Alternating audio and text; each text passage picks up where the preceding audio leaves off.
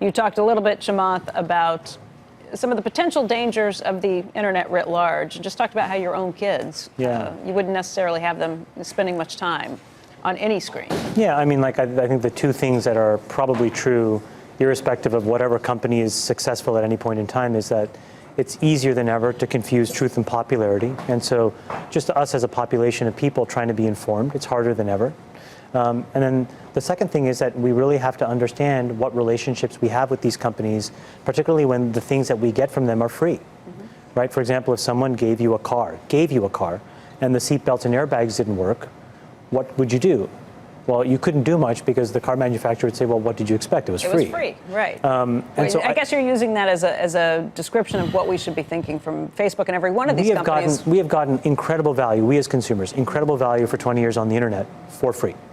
And we're finally at a point now where we have to start asking ourselves, okay, should we be paying for some of these things so that we actually have some established expectations? Now, that doesn't take away the ethical responsibility of every company to treat us fairly.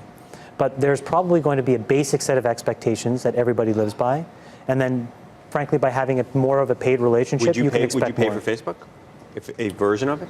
A version of it, sure. With no sponsors, or how would you? Well, for me specifically, what would I be paying for? I would be paying for assurances around my data and privacy around how I was targeted and tracked. And you know, Facebook, Google, et cetera, that would be a relationship that I personally, as a consumer, would want.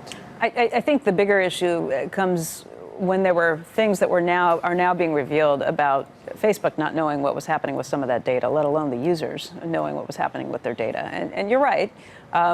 You should have an expectation that something's for sale if you're getting these services for free. But all of these things have led to the point where regulators are potentially going to be getting involved. In fact, the European regulators are getting involved this month. The question is, what will the U.S. do? Will it follow suit? And what will that mean for business models in Silicon Valley? I think business models are going to change. I think that valuations are going to change. I think that these companies will get re-rated. Why? Because two things are going to happen, in my opinion, if I had to forecast the next 4 or 5 years. We have European regulations, as you said, around data privacy. Other countries will copy it. Then we will realize that they're insufficient or that they were not complete or well thought out. That's 100% guaranteed. And then those will slowly change, and what that will do is restrict many companies, internet companies, from gathering data, period. So that's one set of things that probably will happen over 3 or 4 years. Then the other big thing that will happen is, again, because this is not a direct relationship between these companies and us as customers, because the real customers are the advertisers that pay, there's going to be a system, in my opinion, that is equivalent to, in the financial sector, what's called KYC, or Know Your Customer. Right. So today, I can go to any internet site I want, use a credit card, and I could spend millions of dollars to amplify anything I want. That's probably a world that has limited days. And in that world, I suspect what governments will say is, if you intend to run advertising in my country, you have to start small, identify who you are, be legitimized, be validated, and then you can slowly grow. What that does is dramatically slow the funnel of how revenue accretes to these businesses.